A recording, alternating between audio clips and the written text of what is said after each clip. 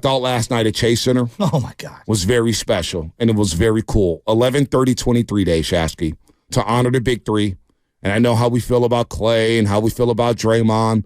And, boy, at halftime, it didn't look good for Klay. He started off 2 of 12, and next thing you know, boom, he explodes. And he scores 17 of his 22 in the second half. He had Klay Thompson or Steph Curry damn near dropping a triple-double. He had Day hitting his 2 threes, scored 13, 5, and 5.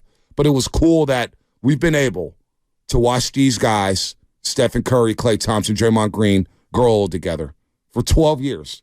Second longest trio in NBA history behind Tim Duncan, Manu Ginobili, and Tony Parker.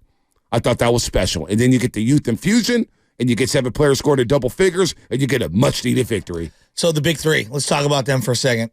Listening to Kalena and Fitz interview them afterwards, it kind of jarred me how much it mattered to each of them individually. And I don't know how much you're paying attention, because I know you have the pregame set, and I'm sure people are in your ear. I don't know if you were watching it. We're locked in. Okay, so are you watching it the way we're all watching it? Okay. Yeah. Like, I was kind of like taken back. Like, I knew it mattered. I did. I knew it mattered. But for them to all acknowledge how much it mattered, there was a version of Dray, a vulnerability that is so rare that he displayed, and it made him way more likable. And then I thought Klay also showed a level of vulnerability in letting them know that, like, it mattered. Because for so long, like, oh, it's the next game. It's the next thing. Mm-hmm. It's the next, battle in the Western. We go from, to the second round to the Western Conference Finals, or, and it's about the finals. It's about next year. It's about the next game. And to see them actually kind of stop and smell the roses for the split second, it jarred me. Mm-hmm. And I realized how, I know we get caught up in the day-to-day minutia, but these are the great times in terms of Camelot. Now, is it the end? I don't know. I don't really care. But for one night, it felt like they all kind of channeled it and everybody realized it. And I think them seeing their own mortality slightly into the future and them having that perspective as they become older and see their own families grow and get bigger. I don't know. As I got older, I think it hit me. I don't know if it would have hit me if I was 25 years old. I think being in my 40s and stuff that's happened to me in my life, I think it hit me more. I don't know. Maybe I'm alone in that. Well, you realize that it's not going to last forever, right? Yeah. And we see them, Klay Thompson battling through, just the day-to-day, every shot. And Steve Kerr touched on it after the game, saying he gets so down on himself after every shot because he wants it so damn bad. And then we see Draymond, and, he's picking up technicals. And, is he the same defender that he once was? No, he's not. And you're thinking, like, man, is this really how it's going to end after 4 championships and 6 finals appearances? And,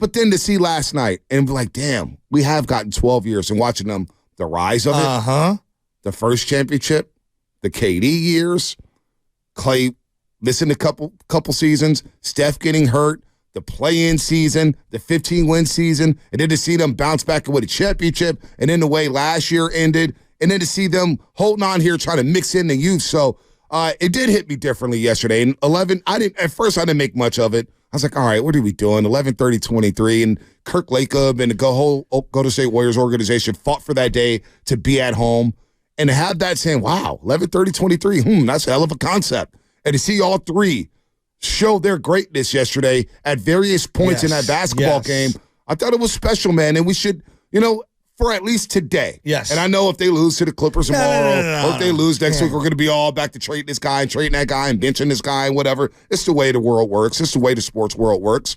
But at least for a night, we could just appreciate what they've done to make this once decrepit franchise into a billion-dollar organization. Billion? I mean, it's almost $10 billion per dollars. They're unbelievable. It's funny, B. Whenever something like this happens with the big three, you see the same photo get circulated over and over. Warriors World does a great job of this, the Twitter and Instagram account. Well, they'll tweet out that photo of them, and they look like they're babies. Yep. You know which one I'm talking about. Oh, yeah. It's the one in the bleachers. Yes. With the beanies on. Exactly. And, they look like babies. And to see these guys grow up, it really is kind of crazy. Yep. And they've dramatically changed. Whether it's physically, emotionally, their lives, all of them were unmarried, skinny little dripping wet 175-pound dudes. Well, I don't know about Draymond, but, to where they are now, Dray's got the gray in the beard, and Steph looks way thicker and bigger than he ever did, and Klay's grown his hair out.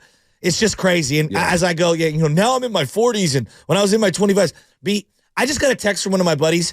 I was insane at about 25 years old. Out of my mind.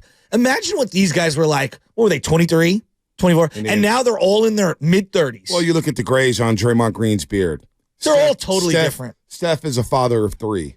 What's Dray got, 3? He's got 3, I believe. Yeah. Hazel's pregnant with another one. His lovely wife. He's married now. He's got his own pod, and we knew he would. The way he spoke early on in his career, he was very approachable. But he still is. Draymond Green has always been approachable. He's never had a loss for words.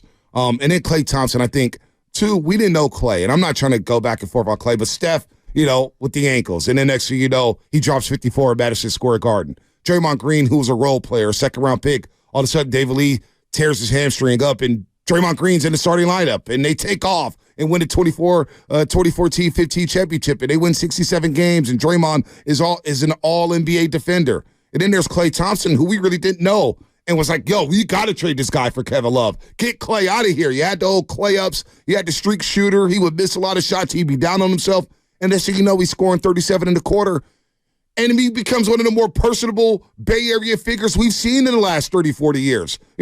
China Klay, Toaster Klay, Rocco Klay. He's on the boat now. Broadcaster Klay, to see him grow up and be more personable and be more outgoing when he was the quiet one.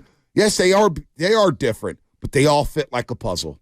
They all fit together. Well, I thought last night was appropriate that 3 guys that are, at the end of their careers also got slightly rejuvenated by the youth around them. That's what I'm saying. And, and look, are Pods, Moody, and Kuminga going to play that same way every single night? No, they are not. There's going to be games. Look, guys, I don't know what it is against Kings. Kuminga cannot play against the Kings. I don't know what it is. It doesn't fit. Maybe eventually it does. But, there's going to be games where Kuminga just looks lost, and he's not going to play well. You got to let him play through it. No, I agree. But would you agree? There's going to be games. They're not all going to be humming like they were last night. No. But you could see the tiny flashes of why you got to play the young guys. The ball movement from Podziemski and just the spatial awareness and the ability to make quick, smart decisions. He's a rhythmic player. Rhythmic shots, rhythmic passes. I don't know, man. I love his feel for the game. Well, when it comes to Podziemski, I just love his confidence. Ooh, I like that. I just love his confidence. I like that. He comes in as a rookie, and he's out there defending Kawhi Leonard. Now, I don't like all the theatrics of him trying to challenge it. But you know what? I'd rather have that than the quiet rookie who's just okay with fouling, whatnot. His confidence, he lets it fly. Yes. When he gets the ball, catch and shoot, he lets it fly. He's going to the rim. He works on that hook shot. He works on those crazy shots in the basket, in the paint area. He's grabbing rebounds. He's flying around the rim, taking charges from Paul George and James Harden. He sees the floor very well, and he grabs 8 rebounds. He's a very good rebounder for his position. Moses Moody. He's always stays ready. He entered last night, going 8 for 8 in his last 2 games, 4 for 4 from the three-point line. He stays ready. And there's something I want to get to in a second here when it comes to Moody and the youngsters, because Andrew Wiggins was out after slamming his right finger on a car door. He is day-to-day with the right finger injury.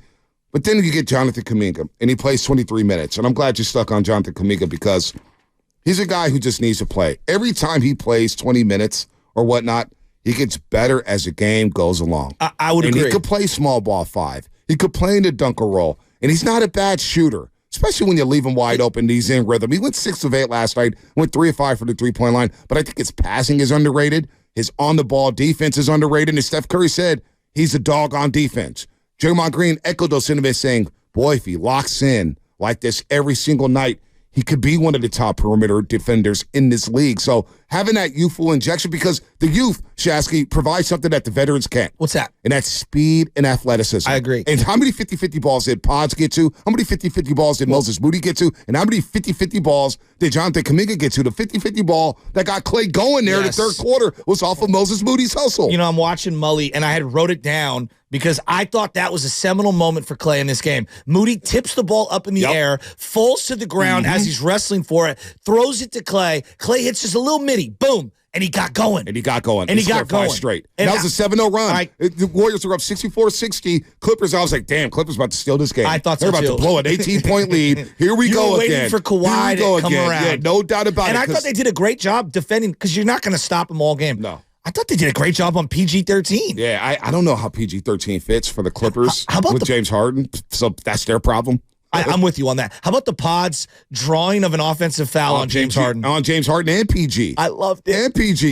James Harden's looking like, what? It's like, yeah, dog, you're leaning. Right. No, you are leaning. There was a charge. You shoved him with the shoulder. But that play by Moses Moody, again, it was a 50-50 ball. I'm with you. It's a hustle play. Yeah. And he showed his athleticism. And you get Klay, because Klay just missed 2 wide open threes. You're like, he's 2 for 12. Here we go again. I could sense the weight of the world on his shoulders. And he was getting great looks. And next thing you know, Klay scores 5 straight. Warriors going a 7-0 run. They go up 71-60, and they were able to maintain that lead throughout.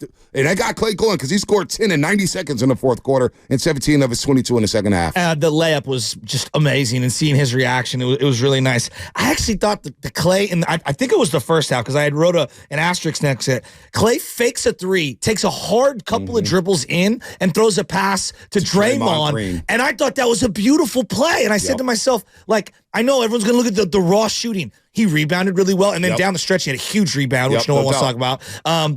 But I actually think his floor discernment has been so much better. Like, I know the shooting's going to come and go. It's going to be up and down. But in terms of, like, taking good shots, making the extra dribble to the open space, passing it to the next guy, I thought he's done a really good job as of late. You know, Klay's always been a notorious slow shooter.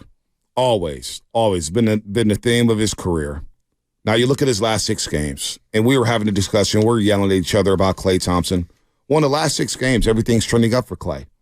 It really is. Just look at the data. The raw numbers. The raw numbers tell you he's averaging 19 points per game in the last 6. That's the raw numbers. Since getting thrown out early in like 1 minute in the game? Is that last 6 games. Yeah. Last 6 games total. Last 6 games. Yeah, gotcha. Last 6 games, Klay Thompson. 19 points per game. Wow. The raw numbers are telling you he's averaging 4 rebounds a game. The raw numbers better. Well, you know. No, but I'm saying because he's rebounded better. Last two nights, and he's active on the glass. Yeah. He's dropping in 3 assists. That's close to a career high. You know what I'm saying? And then you think about the percentages. All right, 41.6% from the floor. You want to bump that up to about 45. But the three-point line, he's only taken 9 attempts. Now, he's back. Last year, he averaged 10.8 three-point attempts per game. Mm-hmm. The last 6, he's back up to 9. For most of the season, he's been around 7. But it's starting to get an uptick there because he's getting wide-open looks. Well, 41% from the three-point line is nothing to scoff at. He shot 41% from the three-point line last year, and I know he took a lot of volume shots, and a lot of people talk about true shooting percentage, whatever. 41% is 41% in my book. Yeah. And so he's trending up. He's trending up while trying to defend. Now, he's not the same defender, but he's trying to do it. So, you know, I got no problem with the effort. I got no problem with Klay Thompson wearing every shot. It just tells me that he wants it. The guy wants to be great again, and he may not be that guy again. It may not ever come back from him. Hell, it's probably not. But you know what? I can take that effort. And that's where I get to Andrew Wiggins here, Shasky. Andrew Wiggins is coming off his best performance against Sacramento. And then you hear what happened yesterday. He slams his finger in the car door. He doesn't play. Now, Andrew Wiggins starting obviously blocks playing time for Jonathan Kuminga. Kind of blocks playing time for Moses Moody. Mike Dunleavy's going to have some hard choices here in the next 2 months. And that's the GM of the Golden State Warriors, of course, general manager. Because there's one thing about playing 11, 12 guys every single night. I don't know how much cohesion you could build by playing so many bodies. Yeah. At some point, you're going to have to shorten the rotation and commit to these youngsters and give them. Look at the minute allocation yesterday. Pods played 31 minutes. You had to line up with Pods, Curry, and Corey Joseph. That really flipped the game in the second quarter. Every time I watch Pods, I'm like, I need more of Pods in terms of like as a normal contributor. Right. You get Moses Moody playing 28 minutes, right? 28 minutes. That's a good sweet spot for him. And I don't care about plus, minus. Oh, he was -9. Draymond's -11. I don't know. I thought he did a really good job, right? You know, hovering both Kawhi and Paul George. Paul George could not shoot the ball yesterday. Yeah, I thought he did a really good job. And even the shots he hit were tough shots with guys in his face. And keeping Russell Westbrook out of the paint. Oh, I mean, at times. That guy. You know, I'd rather have Westbrook than Harden, though, any day of the week. You on that. But then you get Moses Moody playing 28 minutes, and then Kuminga gets his 23. And he goes 17, 6, and 3. We haven't even brought up Sharge, but my thing is they played 9 guys yesterday. Yeah. 9 guys. Yeah. Now, if Chris Paul's healthy, he's playing for Corey Joseph. Yes. Andrew Wiggins comes into this play. Like, they got to figure something out with Wiggs. Well, plus GP2 coming back at some point. I don't know when, but at some point. At some point. Right? So this is what I would say to you. Shockingly, they do have wing depth. Now, I don't know how great the wing depth is, right? But they have lots of guys on the wing. I think they need to make some sort of a move, wing for a big. Mm-hmm. Whether that's a scoring big, whether that's a defensive big, whether that's something like that. That to me is inevitable. Right. So if I'm paying, we always talk about Klay Thompson's money. Always. But if we're talking about Andrew Wiggins, who has 4 years left on his deal, and he has a player option, and he's making the money that he's making, and he's going to be inconsistent, well, I would rather have the more consistent shooter. Right now, the more consistent shooter, whether you like it or not, is Klay Thompson. And he provides spacing in the half court that Wiggins cannot provide because teams don't respect this three-point shot as much as they respect Andrew Wiggins' three-point shot. If Andrew Wiggins is not going to be consistent and not going to be that player that he was 2 years ago when they won their 4th championship in 8 seasons, then I want to see Kuminga. I want to see Moody. I want to see what these guys have and let these guys play so they could be ready for the playoffs, so they could get the seasoning in the regular season to go through the bumps and bruises, go through the ebbs and flows, and become more consistent players. If you need a big, Andrew Wiggins is a guy that you could possibly move here. Now, I'm not advocating for Mike Dunleavy to move, but he's going to have to make some tough decisions because I don't believe you could continue to play so many guys on any given night because you're not going to have that chemistry, that cohesion that you could build by playing 9 to 10 guys as opposed to 11 to 12 every night. I thought they also hit, and which is we haven't even touched on it, the sweet spot for Kevon Looney minutes. I liked him, in and then out and then in and then out. It felt like the ball was hopping and you got a better version of Looney last night in a limited amount of role. But they need another big.